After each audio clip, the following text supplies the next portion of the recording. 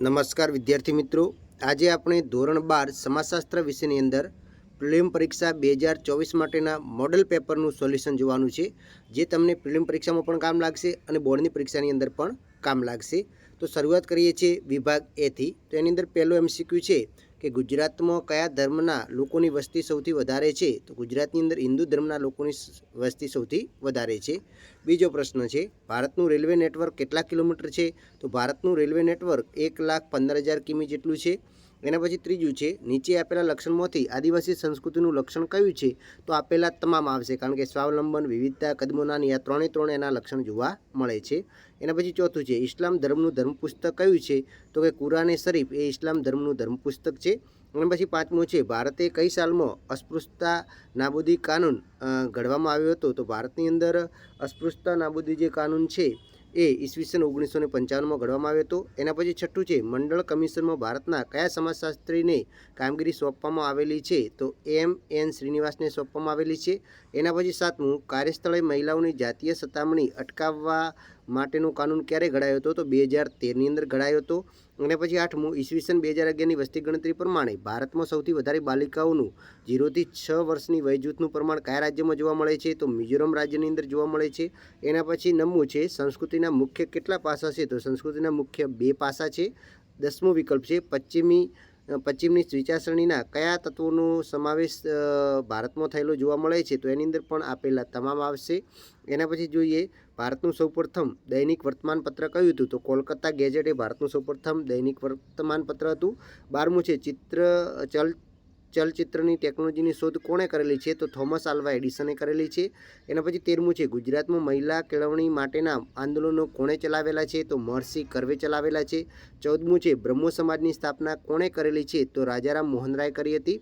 એના પછી 15મું વિકલ્પ છે, પંચાયતી રાજની સંરચનામાં સૌથી નીચેનું એકમ કયું છે? તો ગ્રામ પંચાયત આવે છે. એના પછી 16મું જોઈએ, ભારતમાં પંચાયતી રાજની ભલામણ કોણે કરેલી છે? તો બળવંતરાય મહેતા સમિતિએ કરી હતી. એના પછી જોઈએ, દહેજ પ્રથા અધિનિયમ ક્યારે ઘડવામાં આવેલો છે? તો દહેજ પ્રથા અધિનિયમ 1961માં ઘડવામાં આવેલો છે. 18મું જોઈએ, કોના મતે સમાજના ધોરણોનું અનુસરણ કરવાની કોઈ પણ નિષ્ફળતા એટલે સામાજિક ધોરણભંગ? તો હોલ્ટન અને હન્ટના મતે આવશે. એના પછી 19મું જોઈએ, કઈ સામાજિક પ્રથાને કારણે 2012માં 18,233 મહિલાઓ મૃત્યુ પામી હતી? તો એમાંની અંદર આવશે દહેજ પ્રથાના કારણે. પછી ઈસવીસન 2011ની વસ્તી ગણતરી મુજબ ગુજરાતમાં 0 થી 6 વર્ષની વયજૂથના પ્રતિજાત છોકરાઓની કન્યાઓની સંખ્યા કેટલી છે? તો 886 છે. હવે આપણે જોઈએ તો સેક્શન બીના ટૂંકા પ્રશ્નો. વસ્તીનું કદ શાના પર નિર્ભર છે? તો વસ્તીનું કદ જન્મદર, મૃત્યુ અને સ્થળાંતર પર નિર્ભર છે. પછી ધાર્મિક સમુદાય એટલે શું? તો કે એવું જૂથ કે જે પોતાની પરંપરાગત પૂજા વિધિ છે, માન્યતાઓ છે, એમાં જે માનતું હોય એવું જે એક જૂથ હોય એને આપણે ધાર્મિક જૂથ કહીએ છીએ. કયા ચિત્રો આદિવાસી કલાની ભેટ છે? પીઠોરાના ચિત્રો છે, ચૌધરીના નવાના ચિત્રો છે, પસલીના ચિત્રો છે, ગોત્ર ચિત્રો છે, આ બધા આવશે. લિંગ પ્રમાણ એટલે શું? તો 10,000 પુરુષો સ્ત્રીઓની સંખ્યાને લિંગ પ્રમાણ કહેવાય છે. પછી વૈશ્વિકીકરણની પ્રક્રિયાને કારણે કયા નવા આંદોલનનો જન્મ થયો છે? તો કે મહિલા માટેના આંદોલનો અને માનવ અધિકારના આંદોલનનો જન્મ થયો છે. WWનું પૂરું નામ જણાવો. વર્લ્ડ વાઇડ વેબ આવે છે. પછી ક્રાંતિકારી આંદોલનની વિશેષતા કોણે તો બ્લ્યુમરે દર્શાવેલી છે. ગ્રામ પંચાયતના સ્તરે કયા બે અધિકારી? એક તો તલાટી કમ મંત્રી હોય છે અને બીજા ગ્રામ સેવક હોય છે. પછી બાળ અપરાધ માટે જવાબદાર કારણોને મુખ્યત્વે કયા વિભાગમાં વહેંચવામાં આવે છે? સામાજિક અને આર્થિક કારણો અને શારીરિક અને મનોવૈજ્ઞાનિક કારણો, એમ 2 ભાગ પડેલા છે. પછી નશીલા દ્રવ્યોના વ્યસન માટે માઠા પરિણામો સૌપ્રથમ વિચાર ક્યાં કરવામાં આવ્યો હતો? તો 1925ની અંદર જીનીવા ડ્રગ્સ કન્વેન્શનની અંદર કરવામાં આવ્યો હતો. એના પછી સેક્શન સીના મોટા પ્રશ્નો, 2 ગુણના પ્રશ્નો છે, તમે જોઈ શકો છો.